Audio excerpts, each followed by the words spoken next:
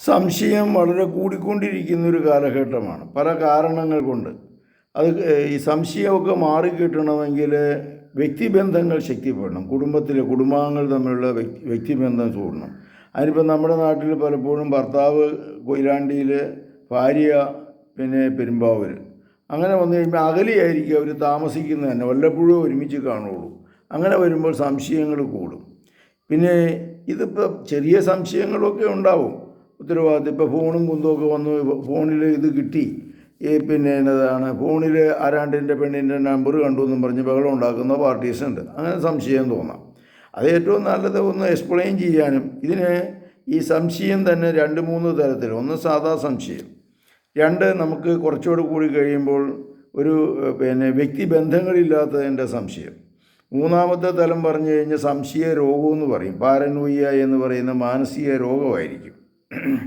അപ്പോൾ സാധാ സംശയമൊക്കെ ആണെങ്കിൽ നമ്മൾ പറഞ്ഞ് വ്യക്തിബന്ധങ്ങൾ ശരിപ്പെടുത്തി പരസ്പരം അങ്ങോട്ടും ഇങ്ങോട്ടും പറഞ്ഞ് ഷെയർ ചെയ്തൊക്കെ പോയി കഴിഞ്ഞാൽ സംശയങ്ങൾ ഒത്തിരി കുറഞ്ഞു കിട്ടും.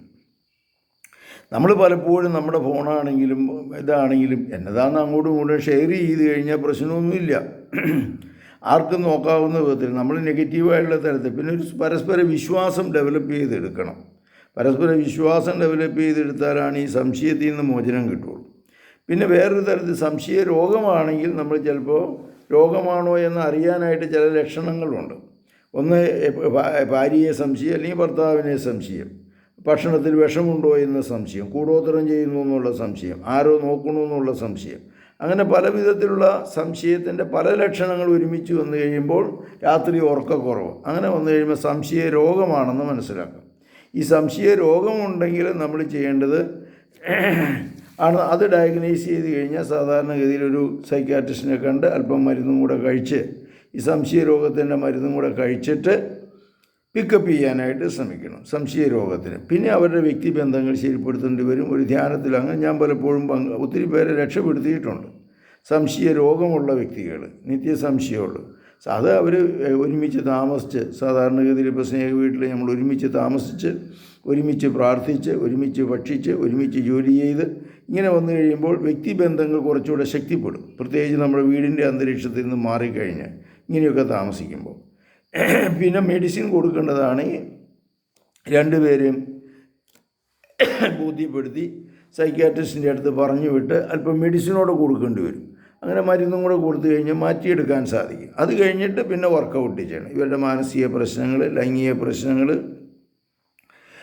വൈകാരിക പ്രശ്നങ്ങൾ എല്ലാം നമ്മൾ മാറ്റിയെടുക്കാനായിട്ട് സാധിക്കും.